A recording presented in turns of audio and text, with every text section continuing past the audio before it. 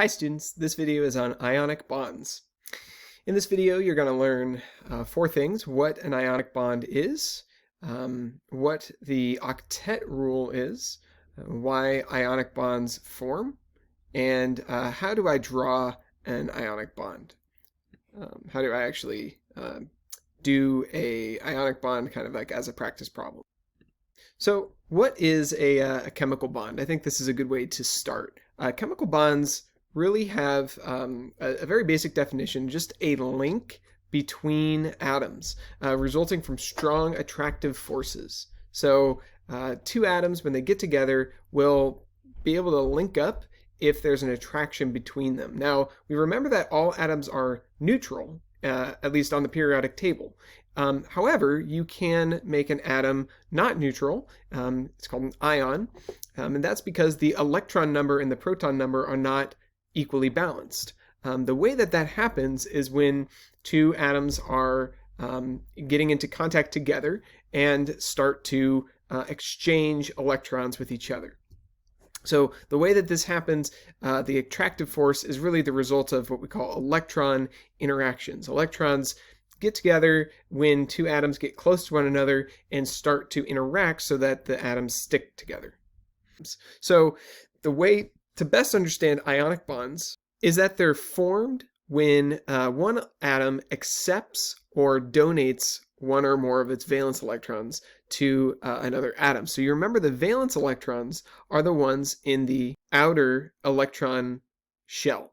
So this outer shell contains what's called the valence electrons. And if you notice these two atoms, they're labeled here as sodium, Na, and chlorine, Cl. You'll also notice that they have a charge on them already, but the two atoms are interacting and forming a bond, kind of symbolized here. But they also, these are Bohr diagrams. And so seeing a Bohr diagram drawn here, you can see that the inside energy level is full, the next energy level is full, and then the outer energy level, when a bond is formed, also becomes full. And that's a big principle that we're going to get to in this lecture, is that energy levels, when they are full, are very stable, and so bonds will form. However, they're not always full from the get-go. They might have to approach a level of a full shell, and the way that they do that we'll see shortly. So when an ionic bond forms, you've got a donor electron, and a donor atom in particular, and it's kind of symbolized here by he's got the donor badge, like the one that you'd get on your driver's license. So he's donating an electron to chlorine. We'll kind of see how that works. When an electron gets donated or transferred or stolen, however we want to use that language, this causes the atoms to become charged. And a charged atom now has an attractive force to an opposite charge. So if you notice, the charge on Na, which is sodium, has a positive charge, and the charge on Cl, which is chlorine, has a negative charge. We know positives and negatives stick together. So what kind of atoms then form ionic bonds? Really, the difference between an ionic bond and any other type of bond is the types of atoms which make up an ionic bond, and that's metals and nonmetals. So what we mean by that is that there's a large amount of this type of chemical or this type of atom in the periodic table, and it's called a metal. And you might be familiar with metals that are like steel or iron or something like that, but that's a very small portion of the metals on the periodic table. In fact, steel is it's a compound. It's actually not an element at all. It's made from iron and from carbon, actually. But iron is kind of like a traditional metal that people are used to. It's one that like is in big heavy lifting weights and stuff. Iron is it's very heavy and everything, but there's a lot of other metals out there. A lot of things that you're familiar with in terms of like your biology, like we need calcium to survive, we need potassium, it comes from bananas, sodium, which is, in salt, and magnesium, also in some different types of salt. A lot of those we don't always think about metals because often we experience them as a compound, which is an ionic compound, a combination of both metals and nonmetals. But these pure elements, the pure version of them on their own is in fact still a metal. And metals have some particular qualities, like they're usually shiny and you can draw them into like a wire and things like that. Copper and zinc you're probably familiar with. Of course, there's gold and silver in here along with mercury. So I'm just circling lead, things that you might be familiar with. Tungsten, which is a wire that you'll find in old light bulbs. There's a lot of different metals out there. In fact, if you notice, most of the periodic table is metal. The rest of the periodic table is what's called a non-metal. And non-metals are drawn in this kind of goldish color here, just because there's a number of them on the periodic table, but there's not a ton. However, they're very familiar. Carbon, nitrogen, oxygen. Okay, those are very familiar nonmetals to us. Hydrogen and helium are also nonmetals. Neon, a lot of gases and things that you might be familiar with. You might not be so familiar with like iodine perhaps, or selenium or something. However, phosphorus, sulfur, these are called the Schnapps chemicals, this one and this one. So this is what most of, here I'll write that out, Schnapps. If you take biology, they sometimes come up with a different way of remembering those, but these are the most common elements in the human body. Carbon, hydrogen, nitrogen, oxygen, phosphorus, and sulfur, the most common elements that you will find in the human body, and they're all nonmetals. However, there are certainly a lot of metals also that reside in the human body, like we said, nutrients, such as sodium and magnesium and potassium, calcium. So all of that considered, when you have a metal and a nonmetal and you put them together, you have the potential to make an ionic bond. So showing that in a little bit more clarity here, metals and nonmetals form ionic bonds. Metals will be the electron donor, and a nonmetal will be what's called the electron acceptor. So we form an ionic bond by one atom donates an electron and the other accepts an electron. So the metals are always the donors and the nonmetals are the acceptors. Metals metals are the donors because they have that principle of electronegativity in a very low a number. The amount of electronegativity that they have is very low. That means they don't want to hold on to electrons as tightly as their counterparts here. Nonmetals have very high electronegativities. And if you think about that, if one type of atom really wants to hold on to electrons, the other one has a loose grip on them, if they interact, then one of those is going to potentially rip an electron from the other and kind of steal it away. And when that happens, you are able to achieve stability for those two atoms, and you start establishing a charge difference where one becomes more positive and the other becomes more negative after the exchange. Now, the reason this happens is due to this concept called the octet rule. At least this helps us understand why electrons move from one to another. Aside from the fact that when electrons move, the reason is due to the electronegativity differences, but we would say that something is more stable when it has a full outer energy level. And when we say more stable, we mean it's less reactive, less able to react with other types of atoms that are out there because it has filled up its outer energy shell or its outer energy level. And when that happens, it stops being very reactive because, or if you remember, if we go back just a step or two, the elements on the far right over here, these ones, are called the noble gases. And if you remember about the noble gases, they have a full outer energy level. We'd call this a full octet. It means that their outer energy level is completely filled with electrons. It can't accept any more without going up to another energy level. All the space is taken. And so when that happens, that means that they're very unreactive. And the noble gases are very unreactive. They never tend to make bonds with other things. So the goal of every atom, if it has a outer energy level that is not completely full yet is to achieve a full outer energy level.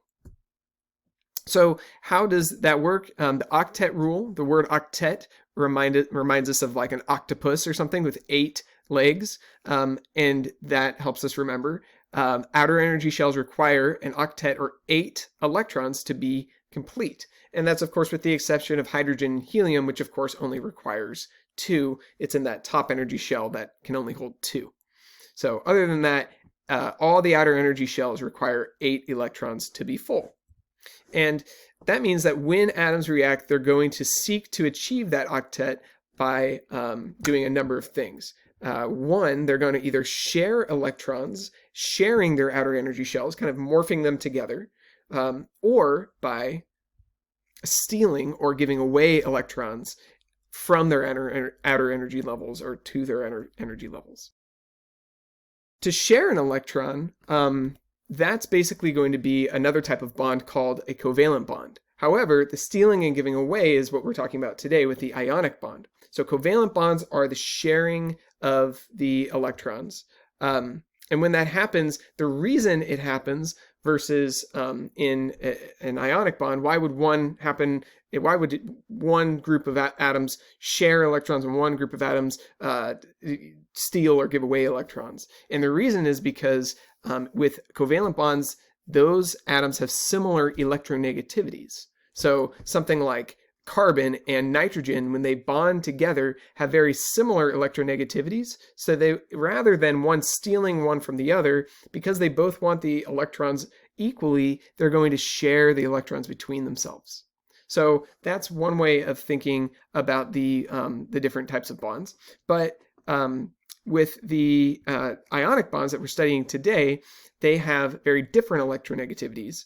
And because of that difference between metals and nonmetals, it's going to always incur an ionic bond where there's a stealing or giving away of the outer energy, the valence electrons, so that they achieve an octet.